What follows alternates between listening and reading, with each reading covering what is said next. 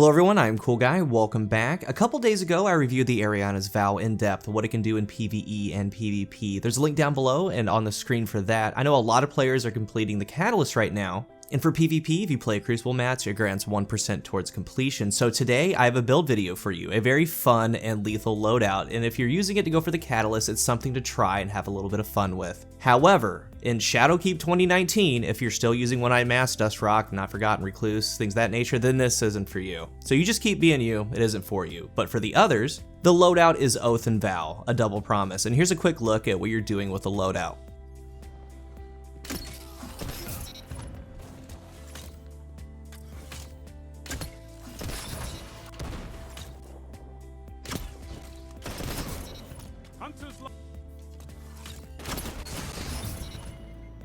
It revolves around the kinetic bow, that could be No Turning Back, Spiteful Fang, and the new raid bow, Accrued Redemption. You do want to be using No Turning Back or the new raid bow, a precision frame, because you want the impact, you want the damage, I'll talk about that later. You're pairing it with the Eriana's Vow, the pocket sniper. It works best on Hunter with the Oath Keepers. You can do it on any class, but the Oath Keepers give the loadout max damage to do what you need to do. Beyond that, on the Void chest piece, you want to run double hand cannon reserves, that way you can spawn in with 7 rounds, starting in Eriana's Vow. If you can swing it, enhanced hand cannon targeting on the helmet, go even further, hand cannon scavenger for more ammo for the Vow. The next thing, the important thing, is to place quick access sling on the bow. I'm using the raid bow, it has archer's tempo, rapid hit, so if I have to, I can duel with it. Quick access sling states swap weapons much faster for a short duration after emptying the magazine. With Oath Keepers, you can hold the draw charge as long as you want. You always get a perfect draw, and that's important because that means you're always getting max damage on the bow. On a precision frame bow, the body damage is 101, the headshot damage is 151. So with Eriana's Vow,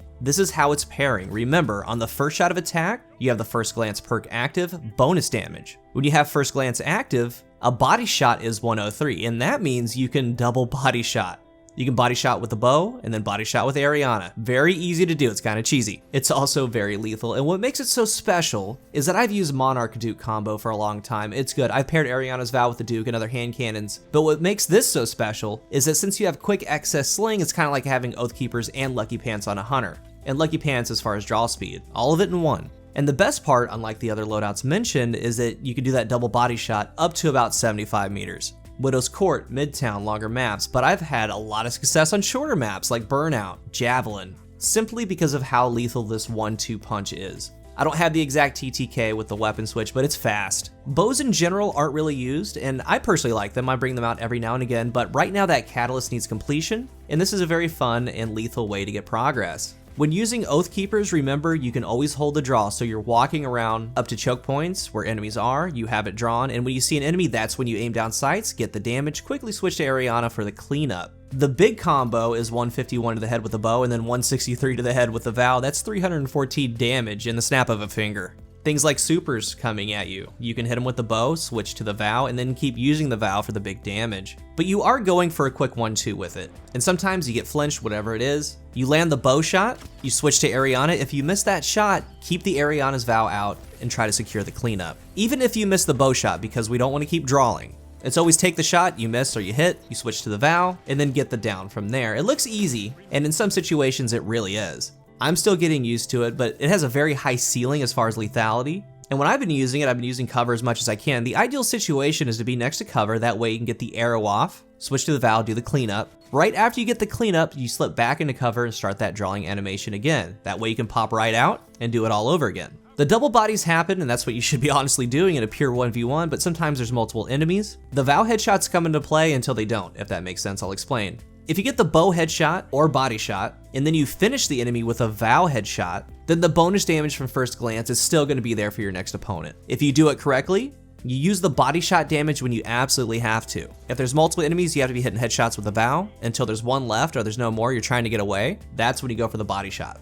It's really fun, and I'm going to end with this. At medium to long range, it's very good. At 100% dual scouts, anything really at range.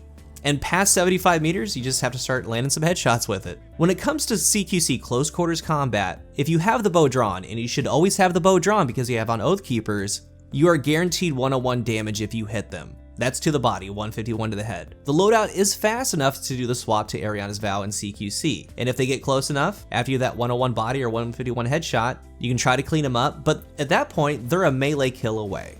It's very fun. So that is the Oath and Vow, a double promise. If you're looking to have some fun completing this catalyst, it's something to try, and if you're just looking to change it up, try it for a game. You might have some fun. If you're new to the channel, remember to hit the subscribe button. If you are subscribed, thank you so much for your continued support. What build or loadout suggestions do you have? Let's talk about it in the comment section. Thank you for watching, and until the next one, I'm CoolGuy.